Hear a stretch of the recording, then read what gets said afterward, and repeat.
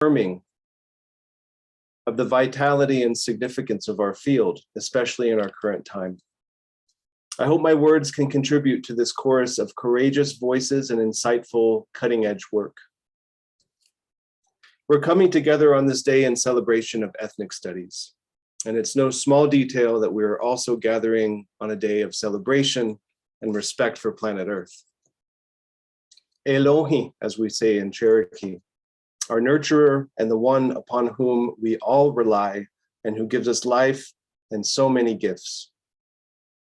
We must never lose sight of this simple yet profound underlying fact that we are all connected through our reliance upon the gifts of the earth and the elements that constitute our collective sustenance and beingness: soil, air, water, and fire, the last of which is represented principally by the sun, but is also present in each one of us as human beings in the warmth of our bodies, our spirits. I acknowledge my Cherokee elders who have imparted this teaching to me, although it's important to note that its relevance is universal. I emphasize these original elemental threads of our human existence as a way of reclaiming the occasion of Earth Day, a day that can convey different meanings depending on where you're coming from. Earth Day began in 1970, during a critical and defining time for both the mainstream US environmental movement and for our community struggles that led to the development of our field and its pillar disciplines of Asian American studies, Chicanx studies, Africana studies, and Native American and Indigenous studies.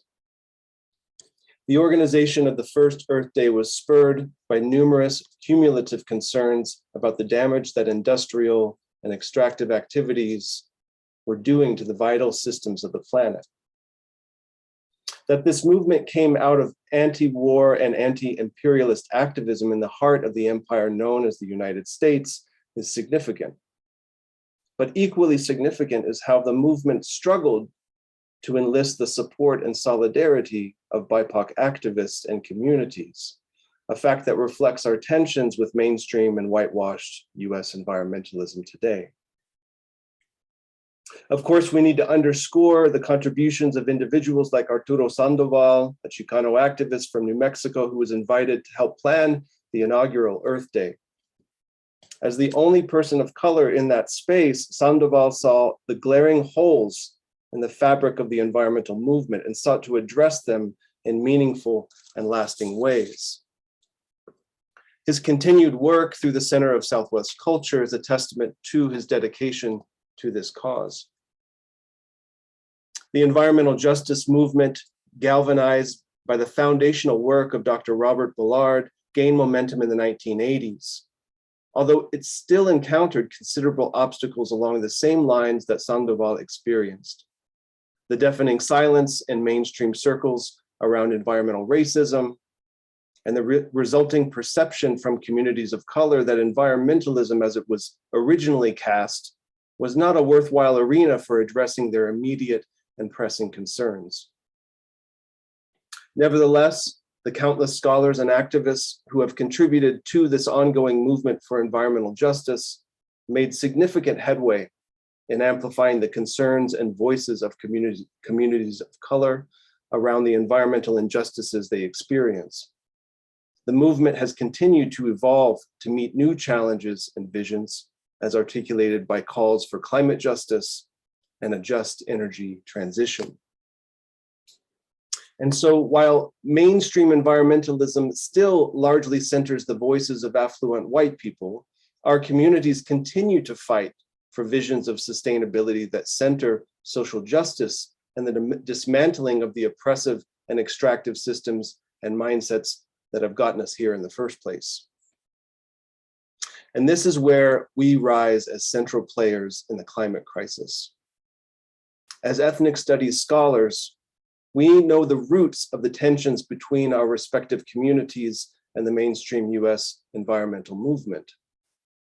They reside in ignorance and complacency at best, and at worst, active perpetuation of white supremacy, settler colonialism, and cis heteropatriarchy, which continue to undergird and define the project that is the United States of America. Our histories, knowledges, languages, and critical intellectual tools provide the keys for understanding and addressing the most pressing problems of our time. What's more, and what uniquely positions our field, is that we are thinking and acting together in solidarity. The project of critical ethnic studies enacts a radically relational framework through which the ethics and relationships that connect us and that we hold dear can guide us all out of this mess. I use the term relationality as a way of thinking about, on the one hand, systems, structures, practices, and peoples that exist in relation to one another, as articulated by phrases like power relations and social relations. But on the other hand, kinship and what it means to be a good relative. And this extends to the land, waterways, and more than human beings via many indigenous ontological and philosophical stances and their manifest land-based knowledges and practices.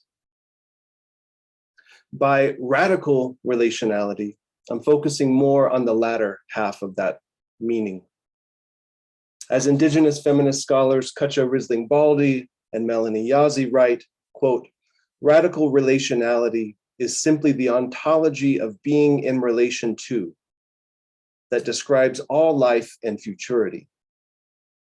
Keeping ourselves open to the possibility of making new relatives is one of the essential functions of life and indeed decolonization," end quote.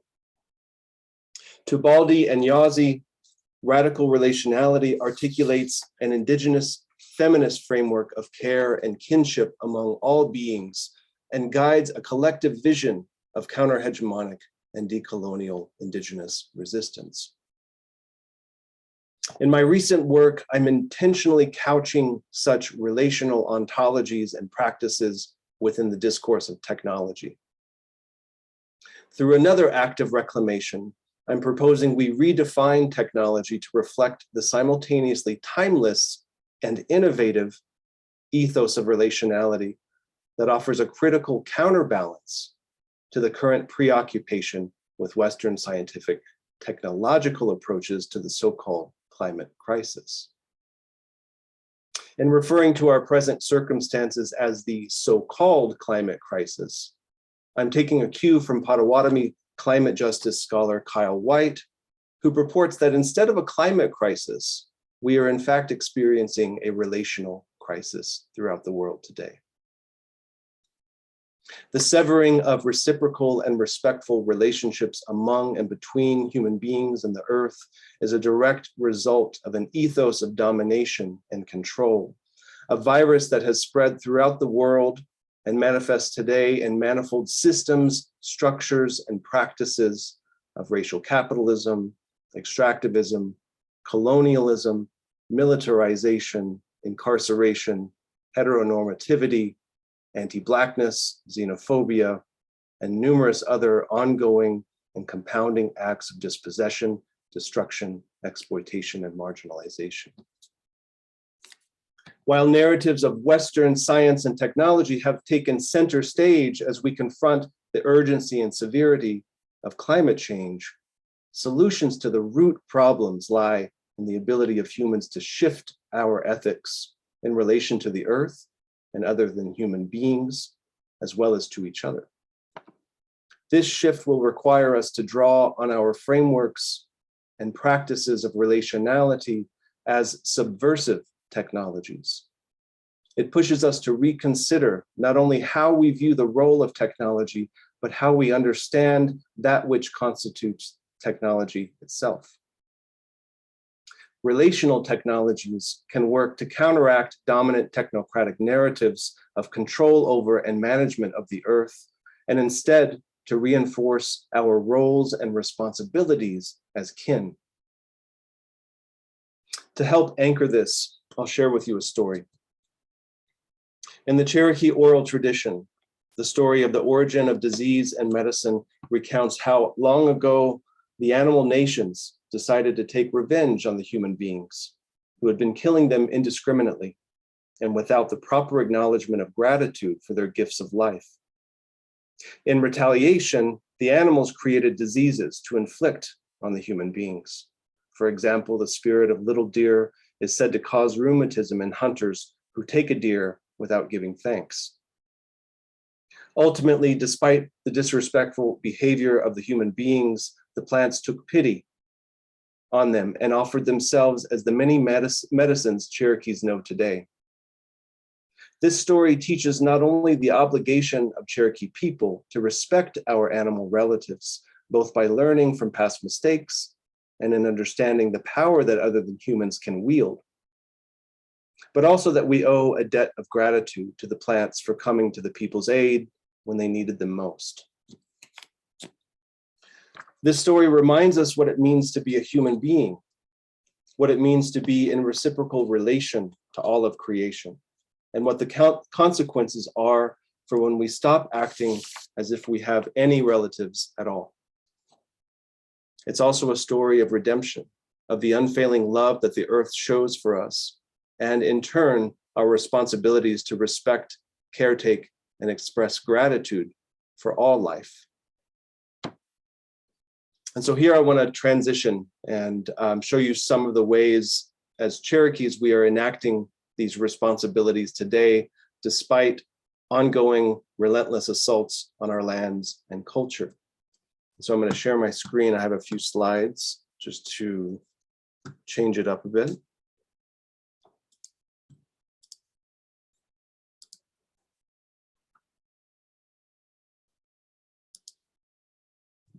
And so I want to spend a few minutes talking about a program that I co-direct with a group of elders in Oklahoma, Cherokee fluent language speakers and knowledge keepers who call themselves the Cherokee Nation Medicine Keepers. And the program is the Cherokee Environmental Leadership Program.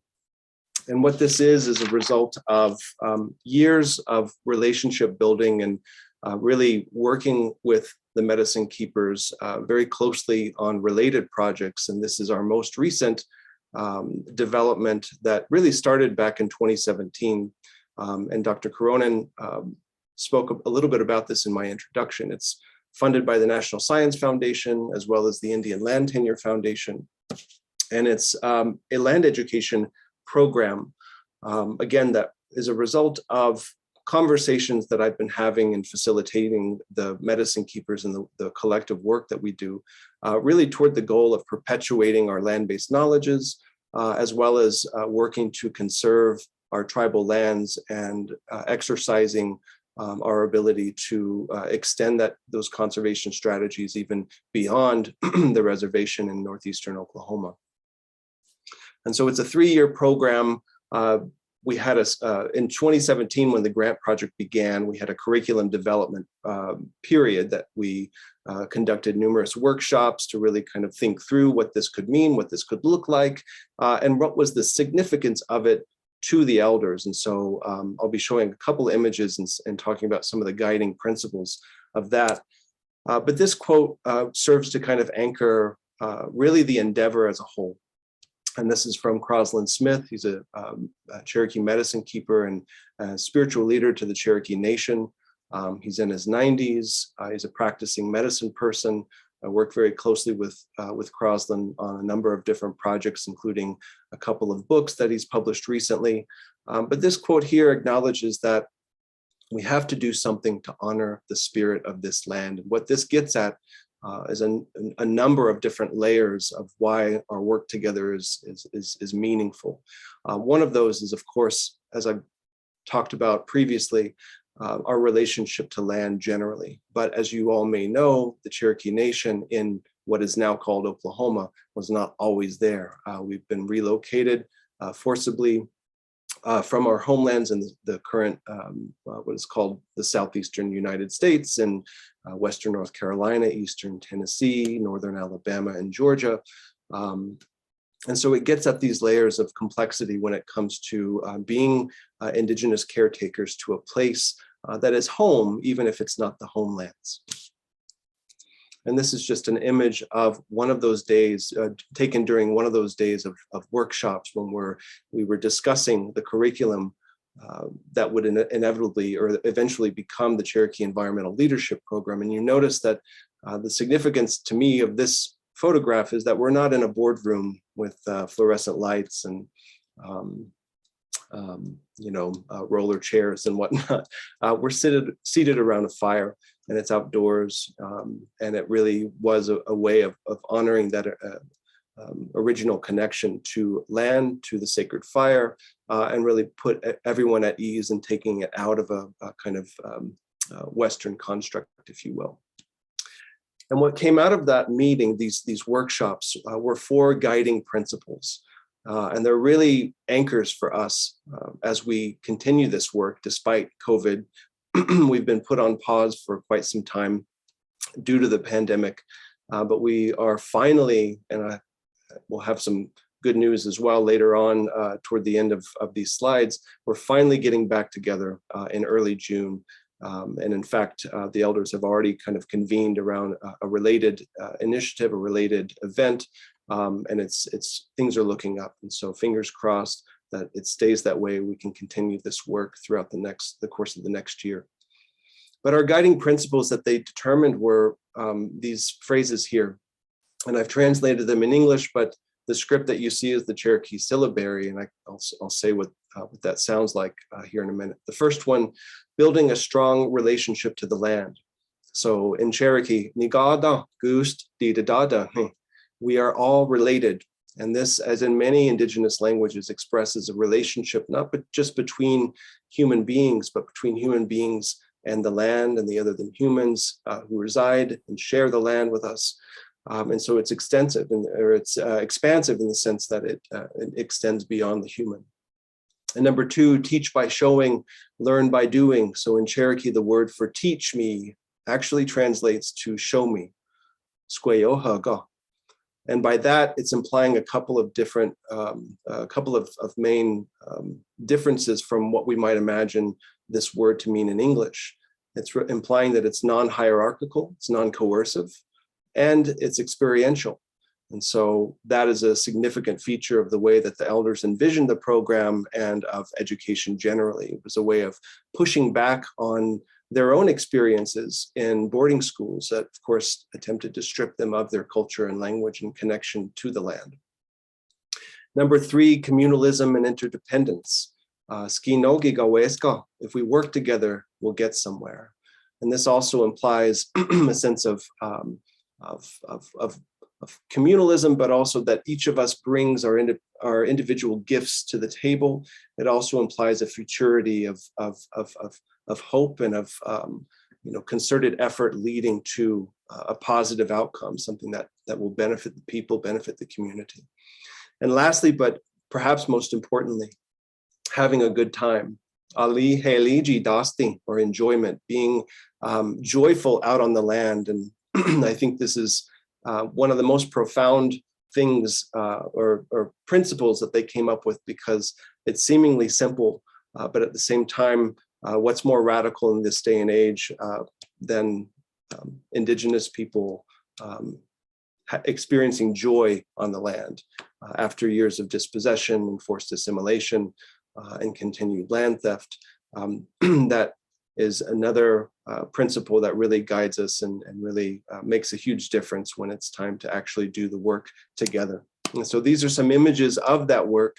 We meet 3 times a year, of course, that's pre-pandemic, seasonally oriented around different activities that the elders want to convey to the students. And I think throughout all these photos, you'll see that last point of enjoyment and joy reflected in the faces of the youth. This here is Anna Sixkaler teaching the program cohort how to make kanachi from scratch, which is a traditional dish made from hickory nuts. And our elder John Ross is looking on to her right and your left. In our activities, we typically have impromptu lessons out on the land that are really just as a product of being together, and again, having that enjoyment, sharing that space. And this is an impromptu lesson on the uses and really kind of exploring a specific plant. It's Baldwin's ironweed. We call it sun in Cherokee. This is Gary Van teaching Savannah Anderson, Summer Wilkie, and Ashley Dreadful Water about this plant. And this is our junior member, Cherokee Davis, who's holding a clipping of a sacred plant, a willow plant that is one of our 7 sacred plants. And she's taking that to be transplanted onto our tractive land where we practice these activities. And this here is Crosland Smith giving a lesson. We met indoors this time because there were record floods in Oklahoma, but giving a lesson on sacred symbology according to Katua traditions. This is an example of an outcome of something that a student and her mentor put together as a way to, as a resource. What are the phrases and the words that we would want to use when we're out with elders on the land? And this is one of those resources for not only the existing cohort, but future generations can look at and really think about these way to describe different plants and trees, how to indicate you want to go in a certain direction, all of this kind of just being a, kind of a primer, if you will, of some of the phrases that you would need if you were out in the woods with a Cherokee speaker, or if you were out in the woods with anyone who you wanted to practice the language with. And this is an image of the tract of land where we practice these activities. And this is it's getting to the good news here, recently good news, in that this tract of land that the elders have named Nawatohiada Nawoti'i, or the peaceful place of medicine, has been put just Wednesday. The chief signed it. I have an image here of the signing, but it's been put into conservation status for traditional use by the medicine keepers and future generations, and related programs and activities, cultural programs and activities. And this was just on Wednesday when this was signed and made official. And you'll see some folks from the National Park Service. I don't have time to get into that, but I will mention that in conjunction with this signing, we also signed an agreement with Buffalo National River in northern Arkansas, to allow Cherokee people to gather plants within the national park, which is a huge accomplishment, hugely significant in terms of Cherokee people being able to continue to access and continue to caretake and establish and maintain these relationships with the natural world and with plants, despite significant land loss within our own reservation boundaries as a result of the allotment policy. And so that is the slideshow. I do want to transition back and close. I know I have a few minutes left. I want to transition to the following comic. It's an older comic, was released in Indian Country Today, but it's relevant. I'll give you a couple seconds to read it before I begin. I'll take a sip of water here.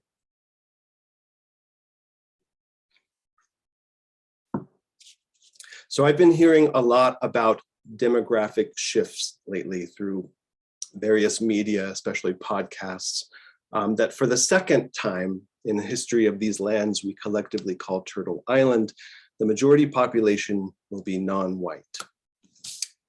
And with that, I'm going to go ahead and stop my share so that we can all see each other again.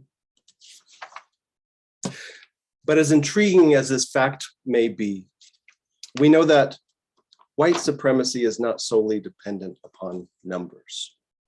That white majority is vastly different than white supremacy. We know, as with settler colonialism, that these are structures. They're systemic. They don't disappear with demographic shifts, or even with people of color in the seats of power. This is why the long critical traditions of ethnic studies are needed now more than ever, and that the continuation and amplification of our work should inform this horizon of demographic change, so that it's not another Y2K phenomenon, business as usual. What are the future worlds that we will create? How do these worlds stand in radical solidarity and relationality to one another, and maintain an allegiance not to the white supremacist, cis heteropatriarchal settler state, but to the earth? If the work I've had the privilege to learn about today is any indication, you're already creating them, and they're looking beautiful.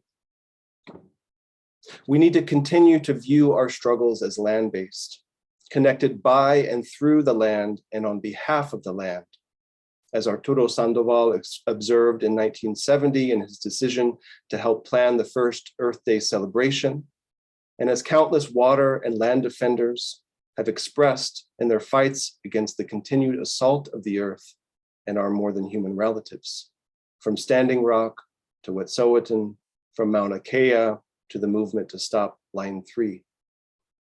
Gracie Tyon said it earlier in this forum today, every day is Earth Day. And I'll leave you all with a teaching from elder and Cherokee spiritual leader Crosland Smith. In Cherokee, adage ti, nani ayawi de jadage usesti, nigadi Elohi digani nangi.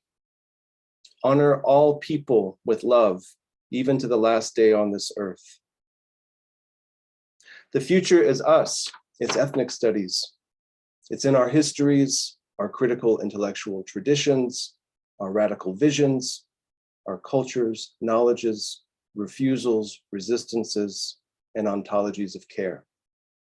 It's in our unique ability to struggle with beauty and love and grace and dignity and to never stop. Well, thank you. Thank you, Dr. Carroll. We have a couple of minutes. We can go a little over time if there are questions.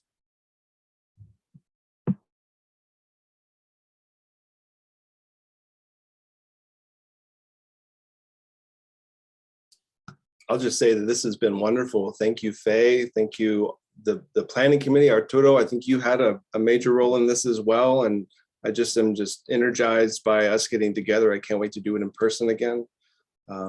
So thank you all for being here. Yes, I mean, I don't want to be the first to say it, but Clint, that was an excellent discussion. Thank you for bringing your whole self into this space. It was awesome to just take in everything that you had to bring. The authenticity of it was necessary, absolutely necessary. And I'm definitely going to take radical relationality with me outside of this space. So thank you. Thank you, Larita.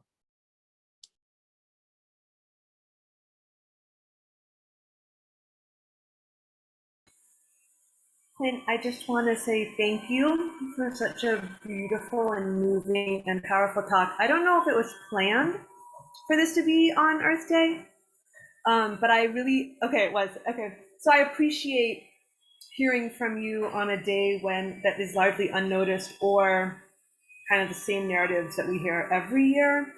And so just to acknowledge how powerful and how much I appreciate the perspective that you're bringing. So thank you. Thank you, Seema.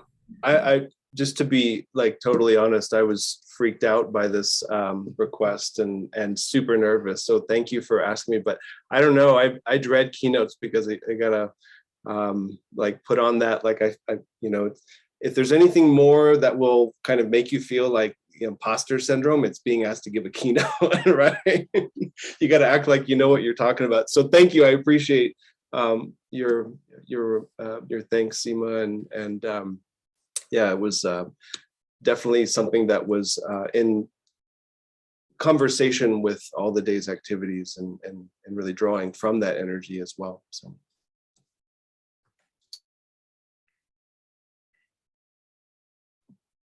go ahead, Andrea. I think Whitley, you were before me, so I'll defer to Whitley first. Faye. Oh no, I was just giving applause. That's it. Okay. Clint, I can't even express how moving this was. And when we were thinking about this day and planning it, it was very intentional to choose Earth Day. And my, former colleague who we lost a couple of years ago, Janice Gould, helped us understand in women's and ethnic studies at UCCS the integral relationship of social justice and environmental justice. And so I'm guessing every person here will be inspired to think about that in their own programs, in their own work. So thank you for this beautiful, beautiful time with you. Thank you. Thank you, Andrea. And yeah, I'm definitely feeling the absence and the loss of an amazing thinker, your colleague Janice Gould. So I'm glad that you were able to mention her name, and yeah, hopefully we can speak to some of that legacy that she's left behind, such a powerful legacy.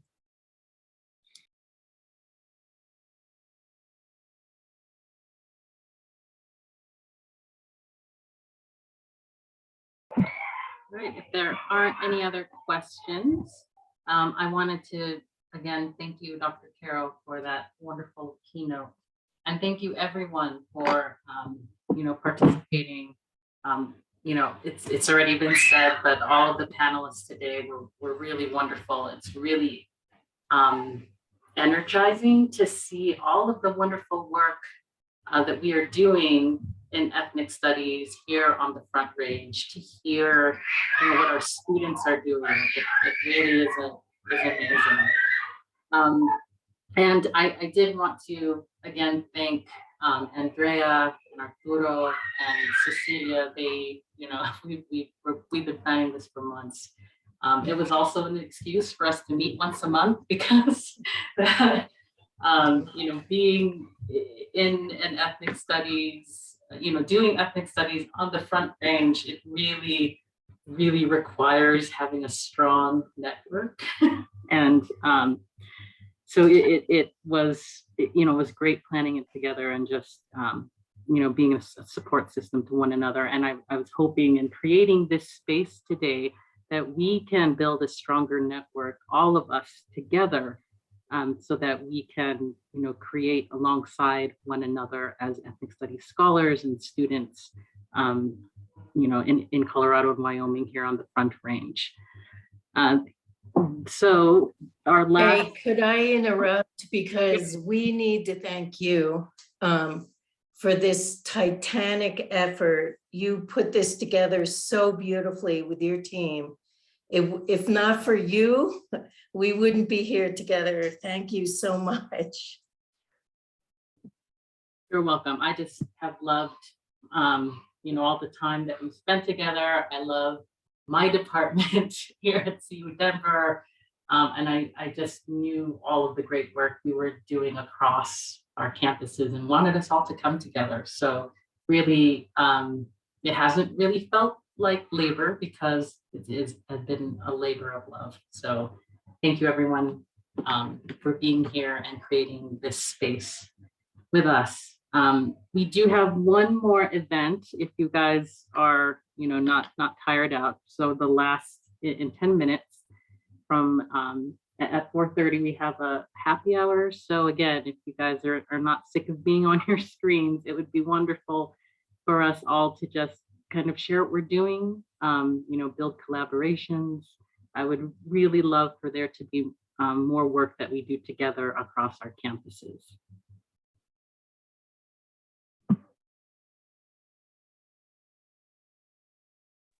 So that's a 9-minute break now.